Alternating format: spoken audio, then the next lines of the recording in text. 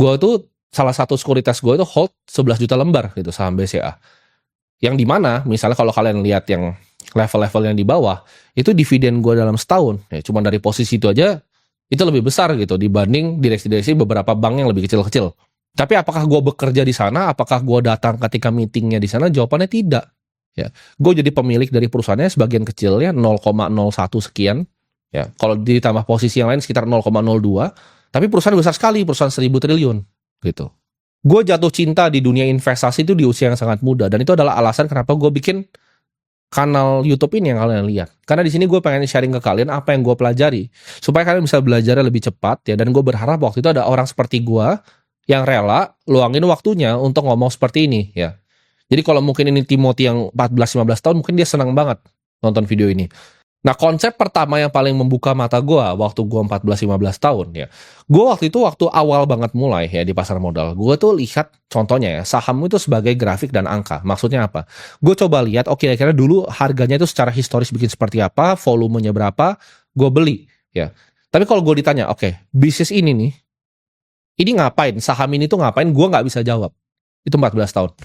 Jadi awal pertama banget gue terjun ya, gue pelajarin harga itu ya berdasarkan harga masa lalunya. Nah, ketika gue baca buku dari Warren Buffett dan buku dari Benjamin Graham yaitu The Intelligent Investor, ini semuanya berubah ya. Di otak gue ini berubah dan sampai sekarang gue tidak pernah pakai metode itu lagi. Ya, gue selalu melihat sebuah saham itu adalah sebuah kepemilikan di perusahaan yang besar. Contohnya, misalnya saham kita ngomong BRI lah gitu. Di harganya misalnya 4.100 ini, dulu gue akan lihat, oh dulu harganya bikin harga seperti apa dan harga ke depannya apa. Itu sekarang nggak akan pernah gue lakukan lagi. Gue harus tahu, oke ini perusahaannya seperti apa, ya. Capital adequacy ratio-nya berapa? Oh, non-performing loan-nya dia berapa? Bertumbuh atau berkurang? Gini. Oh, kalau bank NPL turun bagus ya. Itu gue pelajari semua, gitu. Rasio likuiditasnya seperti apa, ya. Apakah ini banyak loan-loan yang jelek, gitu. Ini retail punya loan-nya berkembang atau enggak nih? Gitu. Laba bersihnya ini meningkat atau enggak, kuartal per kuartal, tahun per tahun, year on year-nya ini bertumbuh atau tidak. Gue nggak peduli kemarin tuh harganya 3.800, 3.700. Gue lihat harga sekarang itu sebagai gue lihat bisnis. Jadi nggak ada bedanya. Ya, misal gue cuma masuk 400.000 rupiah nih ke saham BRI, atau gue cari perusahaan private, misalnya Holy Wings masuk ratusan miliar. Itu cara gue melihatnya 400.000 rupiah di BRI ini sama ratusan miliar di Holy Wings ini nggak ada bedanya. Gitu. Gue akan lakukan due diligence yang sama. Oke, ini outletnya ada berapa, bisnis modelnya seperti apa, dia akan grow kira-kira berapa ke depannya, pertumbuhannya seperti apa, dan valuasinya di dalam 5 tahun lagi akan seperti apa. Nah, kalau sekarang itu gue percaya bahwa nilai intrinsik itu di bawah dari value aslinya, gue akan injek uang masuk. Jadi nggak ada bedanya mindset gue dari gue cuma punya uang 2 juta rupiah. Jadi banyak yang bilang, oh enak kalau punya modal besar, lu bisa injek sebesar-besar. Enggak. Gue mulai dengan modal 2 juta rupiah ya. Gue berdagang apapun. Mau kalau lu suruh gue nyapu tai pun itu gue lakuin. Gue nyapu tai kalau lu bayar gue. Uangnya gue masukin, gue beli saham waktu itu. Dan ini gue lakukan dari usia yang sangat kecil. Jadi ini nggak baru terjadi sehari 2 hari. Kalau kalian tahu konsep bola salju itu kecil awalnya. Lalu jadi besar. Jadi jangan ngomong, oh lu nggak bisa jadi investor karena modalnya kecil. Enggak. Justru dimulai dari modal yang kecil. Tapi kan gue ajarin tuh di beberapa video sebelumnya.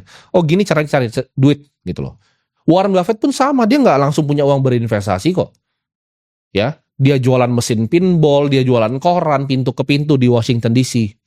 Banyak sekali yang dia lakukan untuk mendapatkan modal-modal awalnya berinvestasi. Jadi kalau kalian perhatikan ketika gue berinvestasi mau perusahaan yang private, mau TBK, gue nggak peduli, itu sama cara lihatnya. Gue nggak peduli grafiknya dulu mau ngapain, mau jungkir balik, mau volumenya berapa, gue peduli setan. Gue cuma mau tahu ini bisnisnya berapa, nilai intrinsiknya berapa, dan harganya sekarang itu mahal atau murah dibandingkan dengan nilai intrinsiknya. Ya. Jadi ini teman-teman harus paham gitu. Ketika gue paham ini, gue melihat semuanya berubah gitu. Oh, ini bukan cuma sekedar spekulasi, tapi ini adalah aktivitas investasi. Jadi 2 juta yang gue pegang itu gue bayangin di otak gue, ini kalau gue investnya itu 20 miliar itu seperti apa. Jadi mindset di kepala gue benerin dulu. Ketika gue beli ini, gue membeli sebuah usaha, sebuah bisnis. Kalau misalnya ada cuma teman bilang, oh katanya ini akan naik, gue nggak peduli. Kalau gue tidak mengerti bisnisnya, gue tidak akan invest. Mau dia naik 10 kali, gue nggak peduli. Jadi gue bilang ya, sama mau gue liatnya, dua-duanya. Rasanya seperti apa, ya arus kasnya seperti apa, labanya meningkat atau menurun, ya. gue bedah gitu loh perusahaan seperti layaknya seorang investor membeli perusahaan.